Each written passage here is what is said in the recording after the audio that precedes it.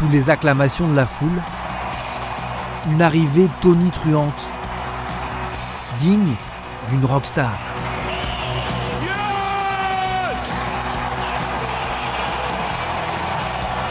This is what victory feels like. Yeah! Comme si c'était lui le nouveau président des États-Unis. Devant des milliers de partisans chauffés à blanc, Elon Musk, l'homme le plus riche du monde, savoure l'entrée dans la nouvelle ère Trump. And this was no ordinary victory. This was a fork in the road of human civilization. Okay. You know, there are elections that come and go. Some elections are, you know, important, some are not. But this one this one really mattered. Can you imagine? Il promet un avenir radieux et même un jour, la colonisation de Mars, sa grande obsession. Une parole enthousiaste, mais aussi un geste qui va faire polémique. And I just want to say thank you for making it happen. Thank you.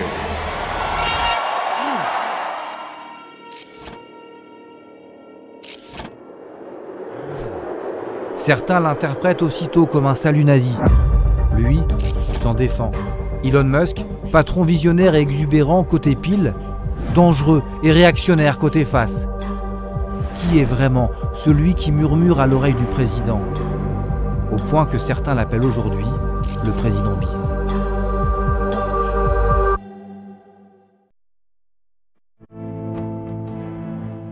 Sous le soleil de Floride, le moteur de sa Mustang ronronne en longeant les palmiers de Palm Beach. Ici, on est très content. Tous mes amis ils sont ici, aussi M.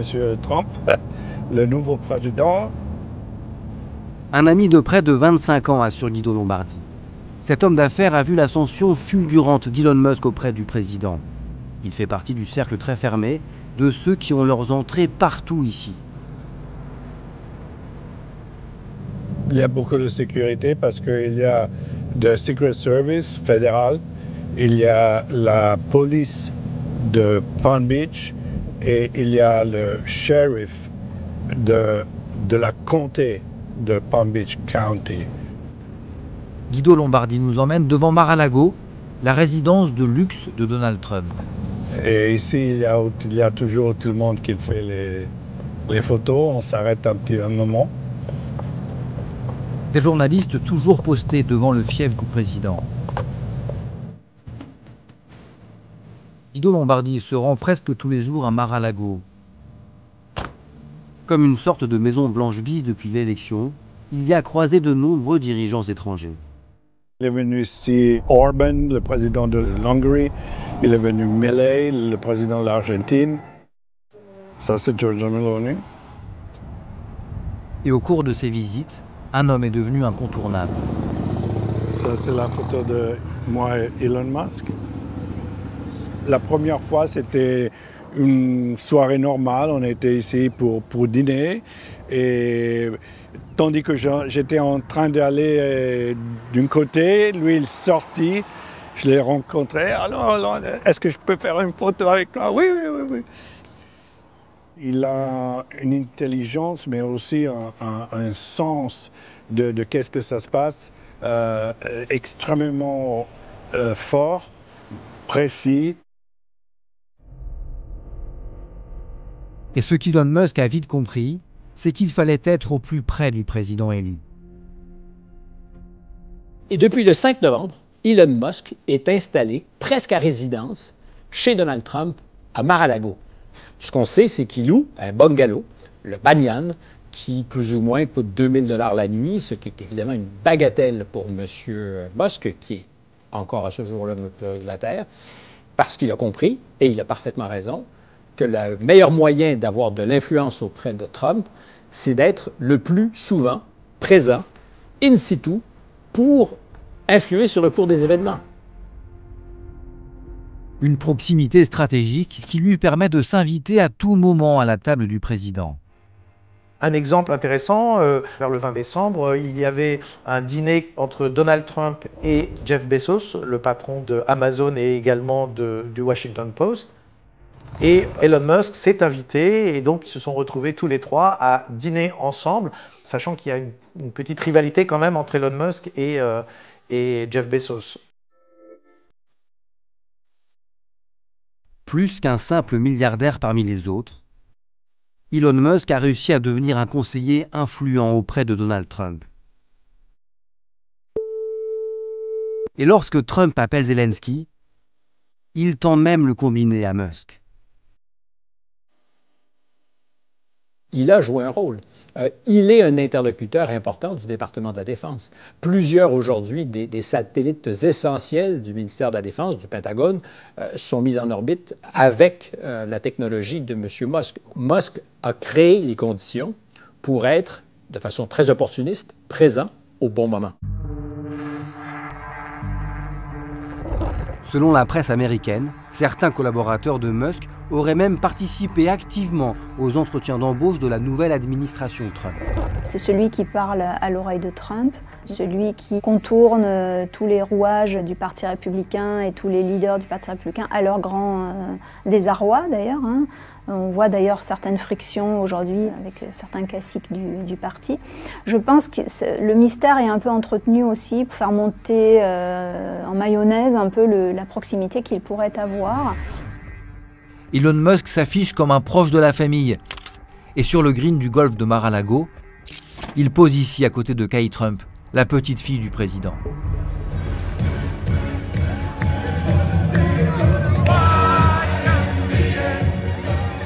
Et même à des fêtes d'ordinaire plus intimes, comme ici, à Thanksgiving, Elon Musk ne boude pas son plaisir d'être assis à la table de la famille du président. Et le jour de son élection, Donald Trump exige même qu'il apparaisse sur la photo de famille officielle.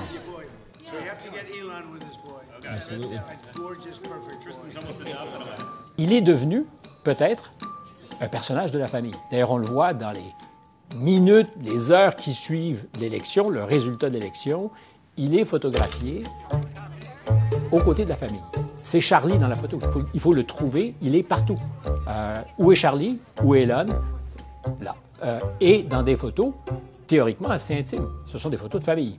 Et il est, pour certains des petits-enfants, par exemple, l'oncle Elon. Une omniprésence qui fait même l'objet de railleries de la part de Trump. You know, he likes this place. I can't get him out of here. He just likes this place. Mais quand il n'est pas là, le président semble le réclamer. Où es-tu? Quand viens-tu au centre de l'univers, Mar-a-Lago? Bill Gates a demandé à venir ce soir. Tu nous manques, ainsi que X. Le réveillon du Nouvel An va être incroyable.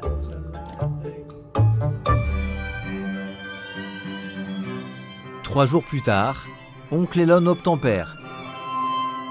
À la grande soirée du Nouvel An, il est bien présent sur le tapis rouge parmi les invités de marque, avec l'un de ses 12 enfants juchés sur ses épaules. Et à table, encore une fois, c'est toujours lui qu'on trouve assis à la droite du président. Deux inséparables qui racontent chacun à leur façon leur coup de foudre.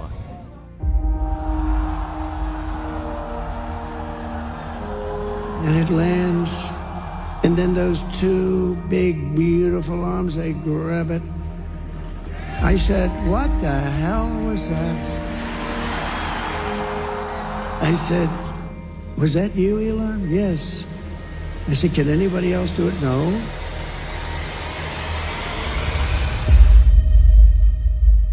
Cette belle histoire, Trump va la raconter dès qu'il en a l'occasion.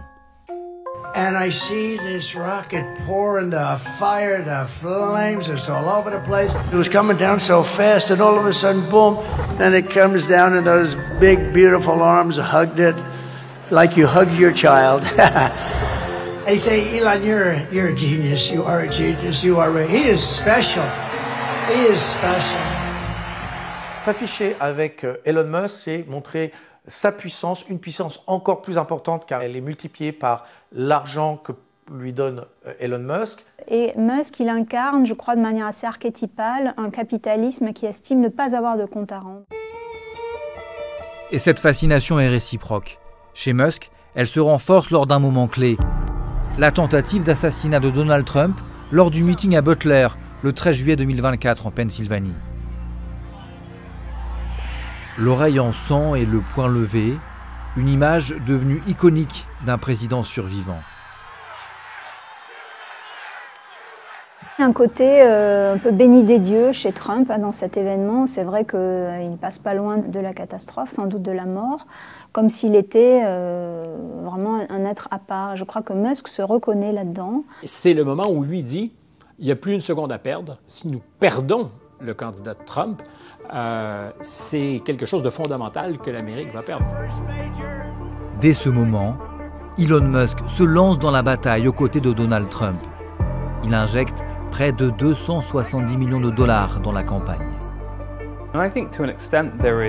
Je pense que dans une certaine mesure, Trump et Musk se considèrent comme de super communicants et de grands agitateurs. Ils n'obéissent pas aux règles et ne se soucient pas des normes qui sous-tendent nos sociétés libérales et démocratiques. Et à cet égard, je pense qu'ils ont trouvé un lien de parenté.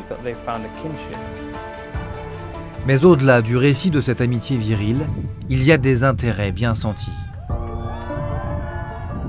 Je pense que les intérêts économiques d'Elon Musk pour soutenir Donald Trump, ils sont considérables. D'ailleurs, la valeur de Tesla en bourse, elle a explosé au lendemain de l'élection présidentielle de Donald Trump. Il me semble que quand Elon Musk choisit Donald Trump, il ne choisit pas Donald Trump pour Donald Trump. Il choisit une sorte de partenaire politique. Il a fait en sorte d'installer, en quelque sorte, à la Maison-Blanche, le politicien qui sera l'oreille la plus attentive pour que lui, Elon Musk, puisse développer, dans le sens qu'il arrange, ses activités industrielles. Et Donald Trump lui a confié une mission, faire des coupes drastiques dans les dépenses publiques. How many agencies do we need? Do we need more than 99? Because that's 99 is a lot of agencies. You know, like that's still a lot. You know, if you said like, how many people even know 99 agencies? I said practically no one knows 99. Knows the names of 99 agencies. Une mission qui interroge par ailleurs sur les potentiels conflits d'intérêts avec ses propres entreprises.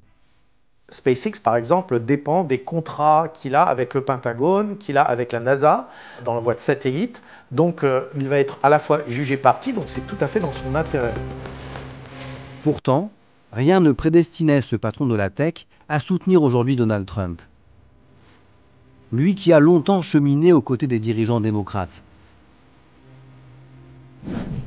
Comme ici, en avril 2010. On le voit montrer fièrement sa fusée à Barack Obama, à qui il voue alors une grande admiration. Il a toujours dit qu'il était d'abord et avant tout démocrate.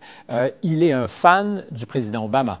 On sait qu'il a déjà fait la queue pendant des heures pour lui serrer la main. Il fait comme tous les géants de la tech et de la Silicon Valley, qui sont plutôt culturellement de tradition démocrate, parce que progressiste, et Obama a une popularité extraordinaire.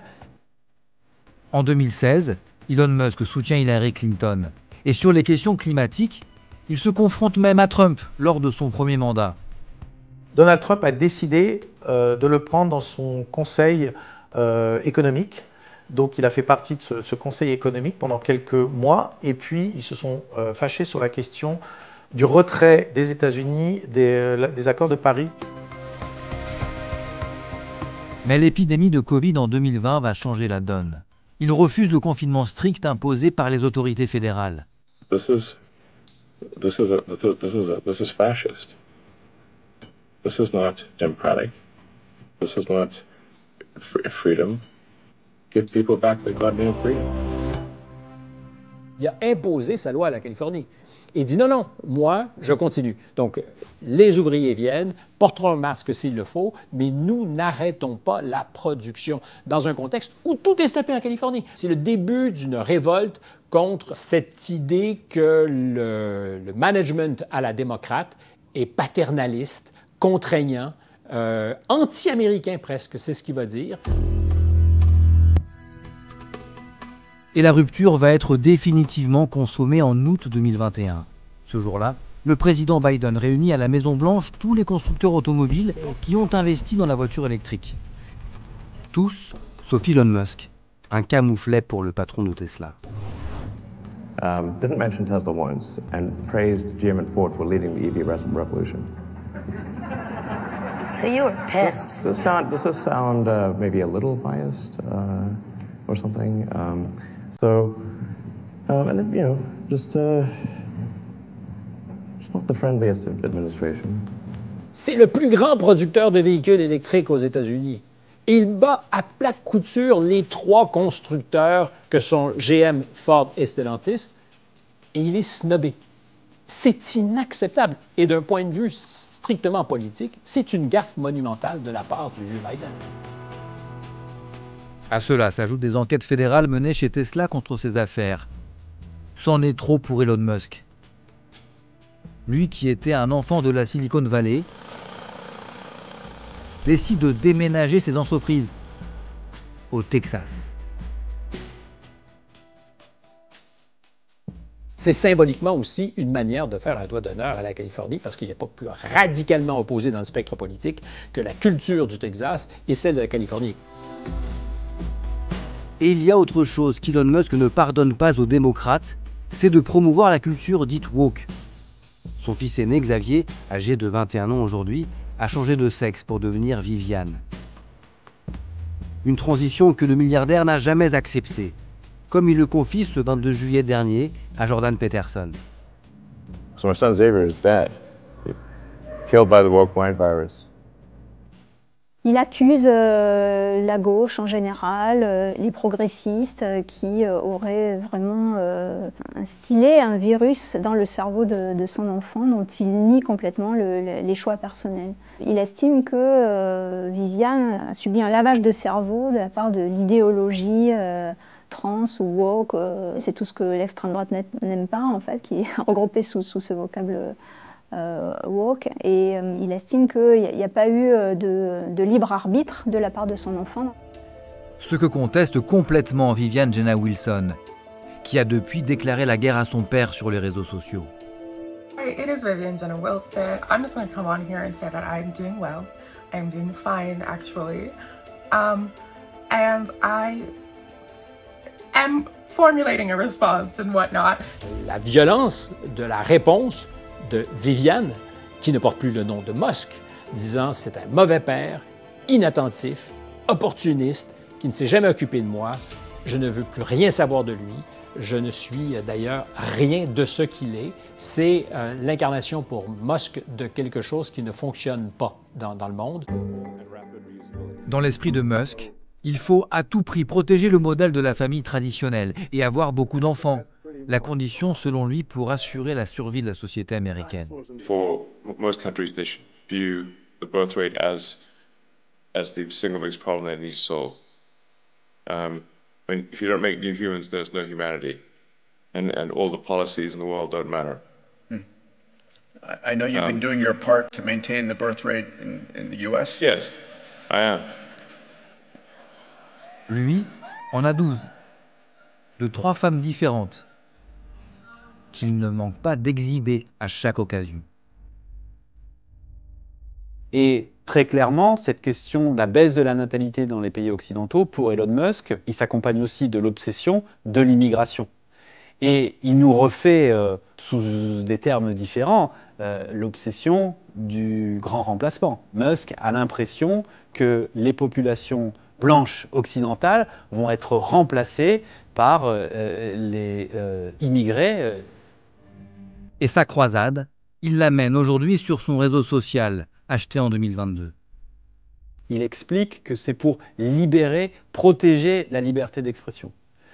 Je pense que c'est du narratif, quoi. C'est du storytelling. Je pense que quand il rachète Twitter, dès le début, c'est dans un projet d'ordre politique, non pas pour devenir un politicien lui-même, mais pour soutenir certains politiques. Il rebaptise Twitter en X, mais surtout, Elon Musk aurait modifié les algorithmes pour donner plus de visibilité à ses prises de position. Premièrement, Elon Musk a en fait ordonné à ses ingénieurs de faire de lui la personne la plus visible sur cette plateforme. Et deuxièmement, nos recherches ont montré que lorsqu'il diffuse de la désinformation, ce qu'il a fait considérablement pendant les élections américaines par exemple, il n'y avait aucune modération sur les messages qu'il postait. Il devient donc de plus en plus clair qu'Elon Musk utilise X et son contrôle de l'algorithme pour décider quel contenu gagne en visibilité et quels autres en perdent, pour s'assurer que c'est bien lui le plus grand gagnant de son réseau. Elon Musk réhabilite des myriades de comptes suspendus, comme par exemple celui d'Alex Jones, un complotiste condamné aux États-Unis pour ses propos haineux. Donc il a clairement créé un écosystème informationnel, planétaire, où les franges les plus radicales pouvaient enfin s'exprimer et profiter de la viralité de la plateforme. Elon Musk relaie lui-même des propos complotistes sur la réalité des décès liés au Covid. Où est allée la grippe entre 2020 et 2021 ? Bonne question. Ou encore, il conteste la version officielle de l'assaut du Capitole. C'est incroyable, on nous a menti. Il adopte même parfois des codes de groupes radicaux, comme lorsqu'il modifie le 31 décembre dernier son nom et la photo de profil sur son compte. Pendant quelques heures, il se fait baptiser Caecus Maximus. À première vue, un changement farfelu, en fait loin d'être anodin. Il aime bien jouer notamment avec cette fameuse image d'une grenouille verte qui s'appelle Pepe the Frog, qui est devenue l'étendard, si vous voulez, de l'extrême droite, provocatrice en ligne, qu'on trouve sur certains forums un peu confidentiels aux États-Unis. L'utilisation de ces références visuelles, c'est un clin d'œil à des communautés idéologiquement teintées plutôt à l'extrême droite. Quand il les utilise, il sait très bien qu'il va exciter une part de son audience. Question de genre, immigration, wokisme, Elon Musk se positionne sur tous les sujets polémiques qui intéressent l'extrême droite, bien au-delà des frontières américaines.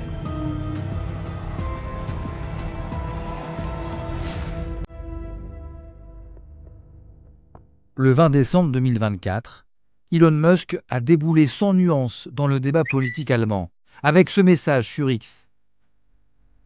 Seule l'AfD peut sauver l'Allemagne. Une rhétorique développée dans une tribune quelques jours plus tard. Les partis traditionnels ont échoué en Allemagne. La représentation de l'AfD comme étant d'extrême droite est clairement fausse, étant donné qu'Alice Weidel, la dirigeante du parti, a une partenaire de même sexe, originaire du Sri Lanka. Cela vous fait-il penser à Hitler? Je vous en prie. Comme un rouleau compresseur numérique, Elon Musk poursuit l'offensive en faveur du parti d'extrême droite sur son propre réseau social, en organisant un long entretien, en direct, avec sa chef de file, Alice Weidel. Bienvenue Alice, merci de rejoindre cet espace et d'avoir accepté cette conversation. Merci beaucoup Elon de me recevoir et de me donner cette possibilité de parler librement. C'est un échange qui a eu une viralité absolument folle. Elle a été vue ou entendue des dizaines de millions de fois. Ça permet à cette candidate, qui n'est pas le premier parti en Allemagne, d'avoir un espace de visibilité et de viralité qui est absolument phénoménal.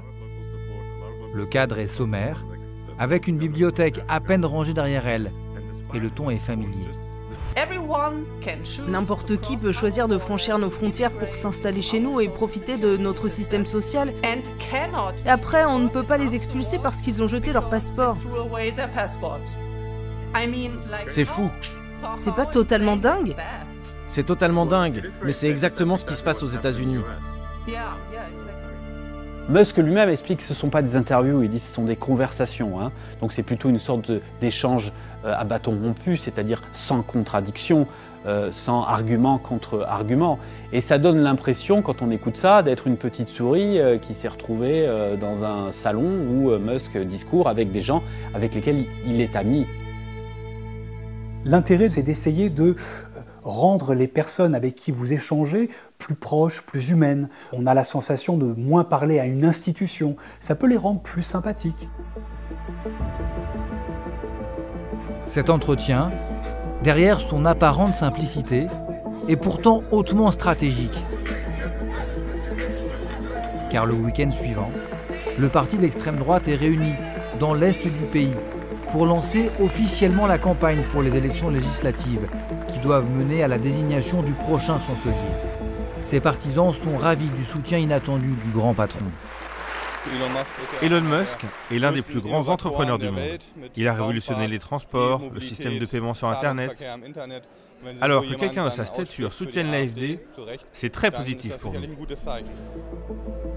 Ils voient en lui une sorte de chevalier blanc, venu défendre les libertés dont ils se disent privés. Elon Musk, en achetant la plateforme X, s'est assuré de protéger la liberté d'expression et il a commencé à s'impliquer partout dans le monde pour que cette liberté d'expression soit respectée et je pense que c'est important. Cette offensive numérique cible d'autres pays européens, comme le Royaume-Uni, avec des répercussions concrètes. Fin juillet 2024, un adolescent de 17 ans tue au couteau 3 fillettes pendant leur cours de danse. L'émotion est immense. Très vite, une rumeur se répand. Des personnes haineuses ont commencé à propager des mensonges, à dire que l'auteur de l'attaque au couteau était un musulman, demandeur d'asile, arrivé récemment au Royaume-Uni, alors que c'était tout bonnement faux. Malgré cela, Elon Musk a fait la promotion de ces récits. Il a accusé le gouvernement et la police de mentir, alors qu'il disait bien la vérité, en affirmant que ce criminel était né et avait grandi au Royaume-Uni. Les tensions sont vives dans plusieurs villes du Royaume-Uni. Elon Musk commente à ses 200 millions d'abonnés. La guerre civile est inévitable.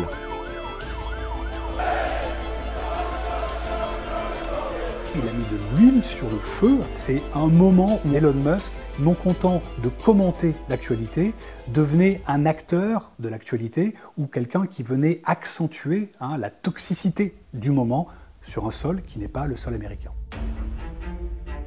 Mais derrière cette bataille idéologique, l'homme d'affaires garde d'abord à l'esprit ses propres intérêts, car l'Europe, à ses yeux, est beaucoup trop réglementée.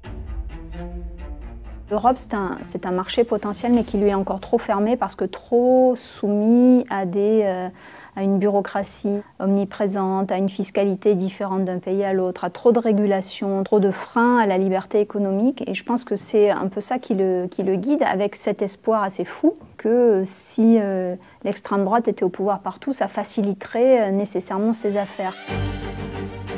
Face à ces attaques répétées, l'Europe a annoncé mener une enquête approfondie contre X, une réaction timide.